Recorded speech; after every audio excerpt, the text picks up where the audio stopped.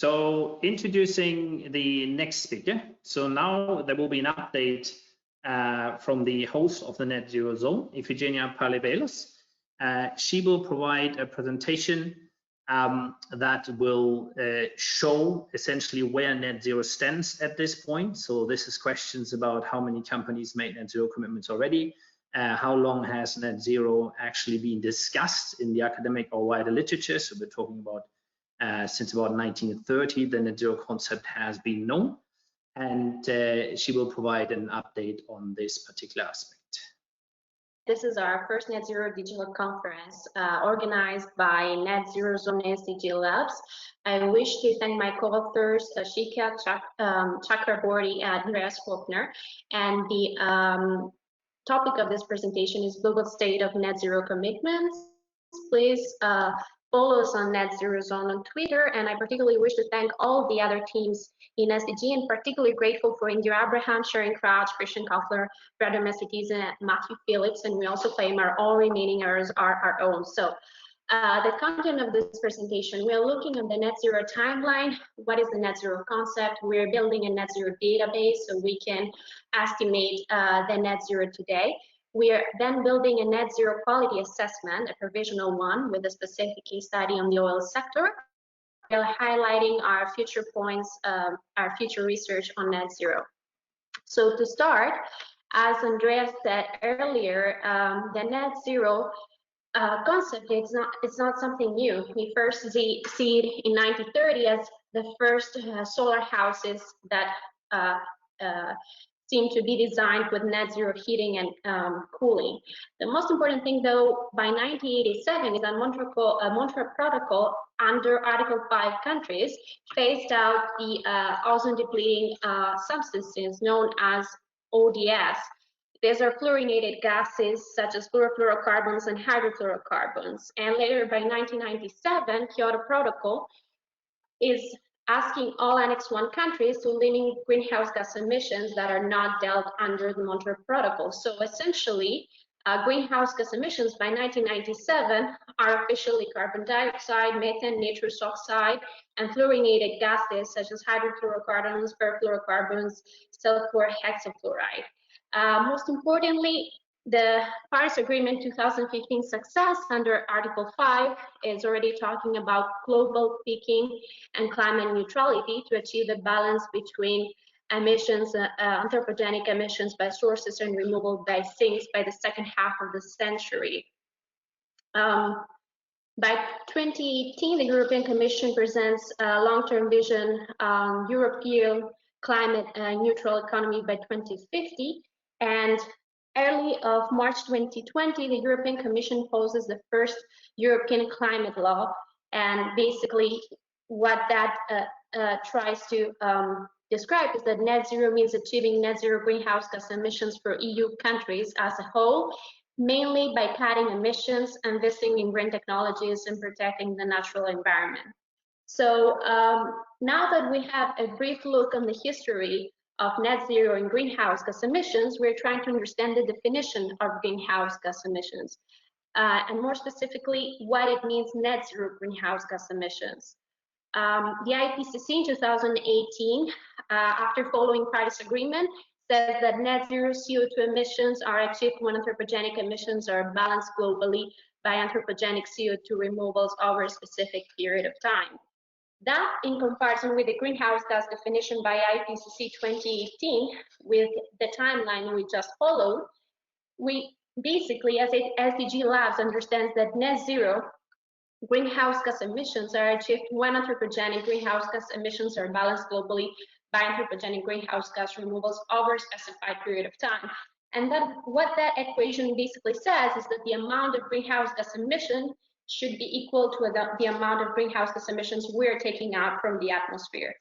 However, the term net usually refers to the fact that even under the most stringent mitigation policy scenario, there are some residual emissions that are too expensive or impossible to remove because of some specific sectors, for example, heavy-duty transport, industry, or agriculture.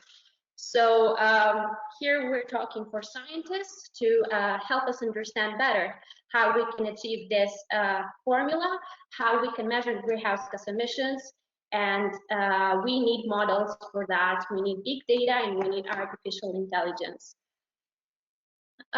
Understanding the definition of greenhouse gas emissions, we then try to see which companies in the industry have net zero commitments. So we are taking different lists. We combine them together and we get an initial sample of 1,683 firms. And we set up a search builder for the period Q1 2015 and Q1 2020. We searched for words such as net zero with criteria ESG.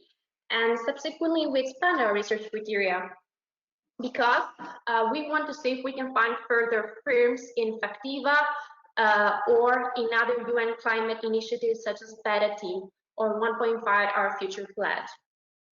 And what we compute is that from the entire MSCI World ETF, we find 140 constituent securities that have net zero commitments. And that basically represents 20.67% of the market cap and 11.5% of the index by security count. So with these numbers, we basically understand that net zero is not something new. We were expecting a much lower percentage of the entire market cap. So when we weight by sector, the MSCI, we see that, for example, firms in the sector of information technology, consumer discretionary, and communication are well placed, while others such as healthcare, industrials and materials, or real estate are lagging behind. When we weight them by country, we see that some countries are overrepresented and others are underrepresented. For example, we see that Germany, Switzerland, and Spain are underrepresented, and they seem to have more net zero commitments, while others such as US, Japan, or Canada seem to be lagging behind on the net zero commitments. And then finally, what we try to do is we try to build a net zero quality assessment for firms, and in this particular case study, we're looking on oil firms. This is both a qualitative and quantitative assessment. We're looking on the press releases and the reports of major oil and gas companies such as Repsol, BP, Royal Dutch Shell. We take market cap as of 24th of April from Bloomberg, and we look on their reports. And then what we try to do is we're building a net zero quality assessment for these companies based on internal criteria, such as, for example, impairment, scope 1, 2, and 3, milestones, scope 3 activities on a different kind of scoring, and managerial pay alignment for net zero, integral carbon pricing for net zero, and then also we are looking on external scoring from Bloomberg or Transition Pathway Initiative. What we then see is that Repsol, for example, has a cost impairment of 4.8 billion for 2019, and no impairment for BP or Shell. We also see that Repsol is saying net zero, 100% net zero, with a potential need of 30% covered from carbon capture storage or natural sink, where companies such as BP and Shell seem to be lagging behind on their commitments. We see for BP minus 50% by 2050, net zero in scope 1, 2, and 3 upstream, while for Shell we see minus 65% by 2050 and net zero on 2. And then in terms of milestones, we see serious milestones only for Repsol and Shell, only minus 35% by 2035. We assess scope 3 activities separately because we understand that is the hardest goal a company has to achieve to mitigate and be net zero completely. So we assess that on a different table. And we're looking on managerial payment alignment only for Repsol, 40% variable managerial pay to be aligned with the Paris Agreement. Moreover, we see that Repsol is a pioneer in the field because it started 2018 with $25 per ton, and by 2040 is promising $70 per ton of carbon, which is very good. Then we're looking on external scoring, and we see that Bloomberg is scoring Scope 1 disclosure sufficient to be listed for BP and Repsol and 100% for Shell. And furthermore, we see that Bloomberg, in terms of environmental disclosure up to 100%. Shell and Repsol has a score of 58 and BP score of 65. And for overall transitional level, we see maximum TPI transitional level for Shell and Repsol, while BP is only 11.2. And we see disclosure of internal carbon price for all of the companies and carbon change remuneration only for BP and Repsol. We then see climate change alignment trading associations only for Shell, and we see climate change board committee for all of them, while carbon performance alignment, that means the policies that they're following, we see Paris pledge only for Shell and Repsol. And then on the next slide, we're trying to see how the companies are committing to Scope 3. And we provide this preliminary net zero Scope 3 scoring. And we take into consideration criteria such as carbon storage, circular economy, clients' emissions, green ethics, green investing, green supply, and life cycle assessment. So we see that overall, companies such as Shell with a lower market cap seem to have a quite good average 0.39 in comparison with BP, that even though has a higher market cap, it has an average of 0.32. So how is that? We have a legend and we score them based on 5 values: 0 not suitable, 0.25 more suitable, partially suitable 0.5, predominantly suitable 0.75, and the best suitable is the value of 1. Well, as you can understand, since we're talking about oil companies, it's hard that we will see the value of 1 in terms of their commitment. However, we see that companies such as Repsol and Shell, they are doing serious commitment. First of all, companies such as Shell, in terms of their circular economy and green supply, they're leaders because they're investing a lot in research and innovation. We see a lot in terms of biofuels production, natural liquid gas, and also they're pioneers in hydrogen, and they're starting to build platforms for blue hydrogen, which, as you know, is the more sustainable one. Furthermore, when it comes to carbon footprint, which we understand is carbon 1 and 2 emission, Shell is starting to assess their activities with a life cycle assessment. Now, from an environmental perspective, the life cycle assessment is very important because it takes into consideration not just greenhouse emissions, that is depletion of climate change, but also natural resources, ecosystem degradation, and human health. And so Shell is pioneer in that because it's the first one in the 2019 report to do this. Furthermore, in terms of carbon storage, also Shell seems to be a pioneer on the field. It's participating in 7 of the 51 largest CCS carbon storage projects globally, and it has already stored 4 million tons of carbon dioxide in one of the carbon storage in Canada. While companies such as BP and Repsol have this projects in their portfolios, they haven't started yet. So overall, we see that Shell has the higher average. And so our conclusion for this research is that net zero commitments are already in commonplace, covering more than 20% of the market cap of the MSCI World ETF. And we see that sectors such as consumer discretionary utilities are well positioned, while others such as healthcare, industrials, real estate appear to be lagging behind.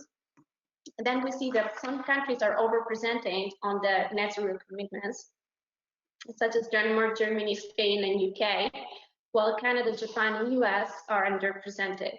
And as we just saw in the oil sector, Repsol made a net zero commitment for scope 1, 2, and 3 with a post-tax impairment, while BP and Shell excluded crucial scope 3 downstream greenhouse gas emissions without any impairment. And so in the next steps of this research, we're looking forward to analyze 140 MSCI World ADF securities on their net zero commitments. We're looking forward to monitor their net zero greenhouse gas reduction success by taking forward this preliminary scope 3 index and taking forward qualitative and quantitative assessment. Thank you very much for your time. Please, if you like this presentation and our research, like, share, and subscribe on Net Zero on Twitter, and feel free for any questions to ask. Thank you very much, Ifigenia. Very good. Due to the time, I would like to ask only one of the questions for now for the Q&A session, and we can follow up on LinkedIn with more questions which come in. And let me pick the question by Stephen Porter here. He asks, maybe you can also see that in the chat, what proportion of emissions come from those companies that have made net zero commitments? If these 25% of companies account for just 10% of index emissions, then those who have not made such commitments are much more important for reaching a global net zero. What do you think about that, Ifigenia? Well, I think it's more than one question. So can you, sorry, Coffee, I have problems with the internet. Can you repeat, please? Okay, so the question is, aren't the companies which shouldn't we focus, I rephrase it in my words, shouldn't we focus more on the companies which did not make net zero commitments rather than focusing on the 25% of companies who are just contributing to 10% of the index emissions? So that's a very good question. Yes, thank you. Thank you, Coffee. We are looking on companies such as Repsol, such as Shell and BP, because they are leaders in the oil and gas integrated sector. And so with companies such as Shell, that they're a pioneer in research and innovation, and they're talking about blue hydrogen, they're the first in this kind of sustainable and green ethic in terms of their investments, if you want. So we need to have someone in our research that obviously is doing more than anybody else, so we can have, if you want, some sort of comparison, okay? And then obviously other companies such as BP and Repsol are following, and mostly Repsol with a lower market cap. It's good to also look in companies in the oil sector, because obviously, as being part of the oil sector, they are emitting a lot, and not just in carbon dioxide, but in all their processes and methane and so on and so forth. So it's very important to see what these companies in this sector are doing in terms of emissions, okay? And then thirdly, of course, it's important to look on all the companies, not just that small 20%. However, we just started with this research. We're looking only on a sample of 1,863 companies, and we did this by merging lists from different sites. It's not that we just found one list and we looked in the companies and we found that percentage. So potentially that percentage could be quite higher. We don't know yet. It's important to see not just on the companies of the oil sector, but also on the companies outside of the oil sector. But obviously the oil sector can never be 100% sustainable, at least for the moment. And this is why we are looking on those. if the person who is asking the question wants us to do a specific assessment on other companies, we're willing to do that. This is what we're doing here. So thank you so much for the question. Very good. Thank you very much, Ifigenia. There are more questions coming in, but I would say let's start with our taxonomy deep dive, and we will follow up with all of your questions in the LinkedIn group. And there was also the question if we can share the slides on LinkedIn. Yes, we can do follow up on LinkedIn, definitely. Yeah. Okay, thank you very much, Ifigenia, again. Thank you, Very Coffee. good. Thank you all.